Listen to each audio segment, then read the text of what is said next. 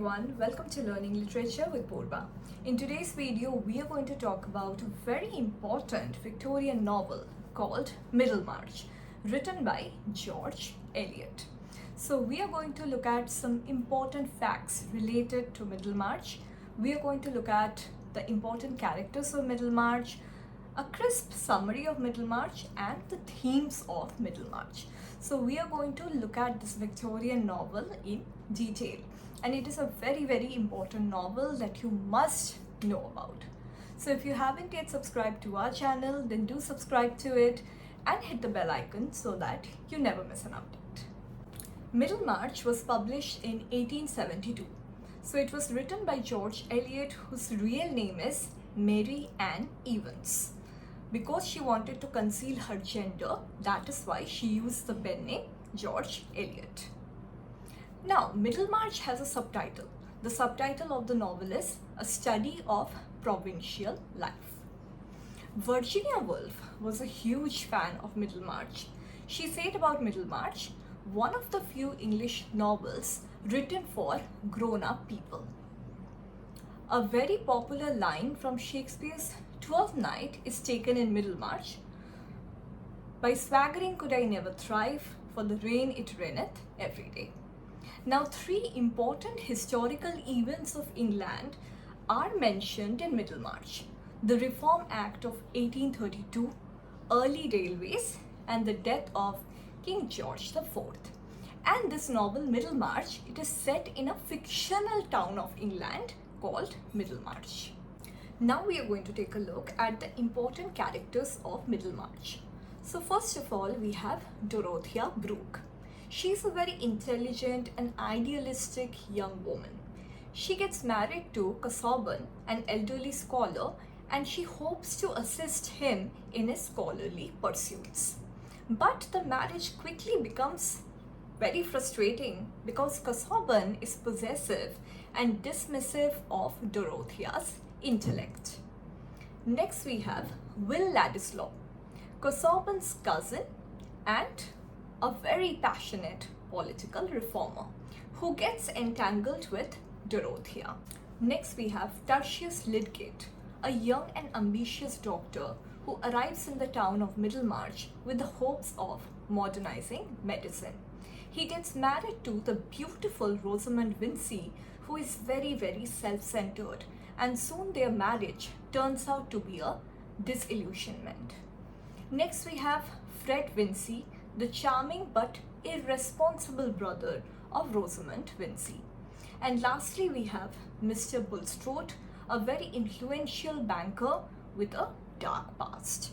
So these are the important characters of Middlemarch. Now we are going to look at a very crisp summary of Middlemarch. Dorothea is an idealistic and intelligent woman. In the prelude to Middlemarch, she is compared to Saint Teresa. Dorothea makes a serious error in judgment when she marries the arrogant scholar Edward Casaubon, many years her senior. Casaubon is working on his magnum opus, and Dorothea wants to be actively involved in Casaubon's work. She wants to assist her husband, but Casaubon is dismissive of Dorothea's intellect, and he wants Dorothea to only serve as his secretary. Although disappointed, Dorothea remains committed to Casaubon. However, Dorothea forms a friendship with Will Ladislaw, the cousin of Edward Casaubon. After Casaubon gets a heart attack, he forbids Will Ladislaw from meeting Dorothea because he believes that Ladislaw will pursue Dorothea after his death. Casaubon seeks Dorothea's promise that she will follow his wishes even after his death. After Casaubon's death, Dorothea finds out that Casaubon's will says that she will be disinherited if she marries Ladislaw. Afraid of scandal, Dorothea and Ladislaw stay apart for some time, but ultimately they fall in love and they get married. Dorothea does not care about the inheritance. Ultimately, Ladislaw becomes a successful politician and Dorothea is happy and content. During this time, Tertius Lydgate's story unfolds. He is a young and wonderful doctor who is passionate about medicine. He arrives in Middlemarch and gets married to the beautiful Rosamond Vincy. But Rosamond is a very materialistic woman who only marries Lydgate because she thinks he is very rich, which he is not. Lydgate suffers from this marriage because Rosamond's expensive lifestyle pushes him on the brink of financial ruin. On the other hand, Rosamond's brother, Fred Vincy, is also a gambler. So Lydgate seeks a loan from the wealthy banker Mr. Bulstrode but is refused. Bulstrode is being blackmailed by a man called John Raffles who knows about his dark past. When Raffles falls ill, Bulstrode calls Lydgate for treatment. Now Bulstrode is ready to lend the money to Lydgate that Lydgate had asked for. And Lydgate is very happy that he will now get the money that he wanted so badly. But Bulstrode does not follow the medical instructions given by Lydgate, and that is why Raffles died. When the true story about Bulstrode and Raffles come to light, questions arise in people's mind about the involvement of Lydgate in Raffles' death. The only one person who believes in Lydgate's innocence is Dorothea. However, Lydgate and Rosamond, they are forced to leave Middlemarch because of the false accusations, and therefore they move to London, where Lydgate becomes a very wealthy doctor, but he considers himself a failure because of his frustrated marriage with Rosamond. He ultimately dies at age 50. So this is the story of Middlemarch by George Eliot. Now we are going to take a look at the important themes of Middlemarch. The first important theme is woman and gender. So in Middlemarch, which is set in a fictional town of Middlemarch in the 19th century, we can see how gender roles are enforced. Especially this can be seen in the character of Dorothea Brooke. Now Dorothea is very intelligent and she wants to live a very meaningful life. She wanted to assist her husband in his scholarly activities. But because she's a woman, her intelligence is disregarded and she is told to do the gender, she's told to fulfill the gender roles and not think of assisting Casaubon in scholarly activities.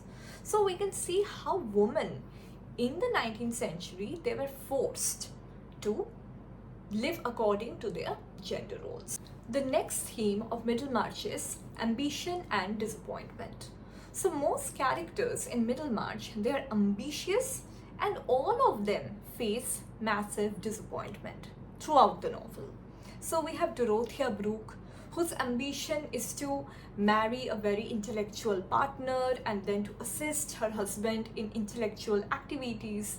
But she is disappointed at how her life turns out because Casaubon only wants her to be his secretary and not assist him in his scholarly pursuits.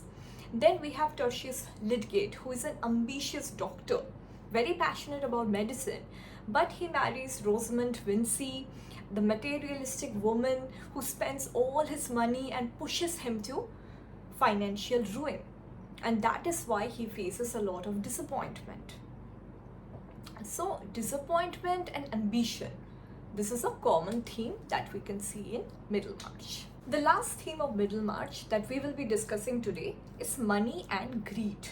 So in Middlemarch we see that the characters, either they are suffering the lack of money, and if they have money then we can see that they are greedy about money.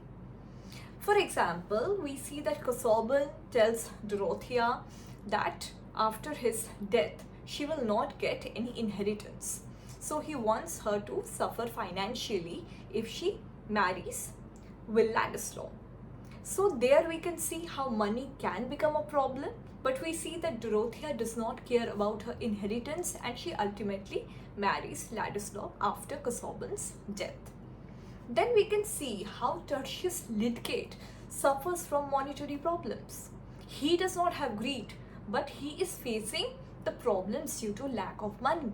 Because his wife Rosamond Vincy, out of her greed, is living such an expensive lifestyle, she is pushing her husband to the brink of financial ruin. Her brother Fred Vincy, he is also very greedy, he's a gambler. And because of Rosamond and Fred, we can see Tertius Lydgate suffers from the lack of money. And then he wants to take a loan from Bulstrode. And we see that Bulstrode, despite being a wealthy banker, he at first refuses to give money to Tertius Lydgate. So we can see how money and greed, they are a recurrent theme, a recurrent motive in the novel of Middlemarch. So that's all for today's video, where we looked at the wonderful Victorian novel Middlemarch by George Eliot. We looked at some important facts of Middlemarch, we looked at the important characters, a crisp summary, and 3 important themes of the novel. Hope you found the video helpful. If you found it helpful, then do like it and share it with all your friends. And don't forget to subscribe to our channel. We will be back soon with a new video on a literary work.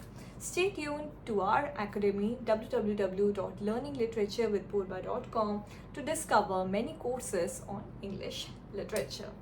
Also stay connected on Facebook and Instagram. I will see you soon.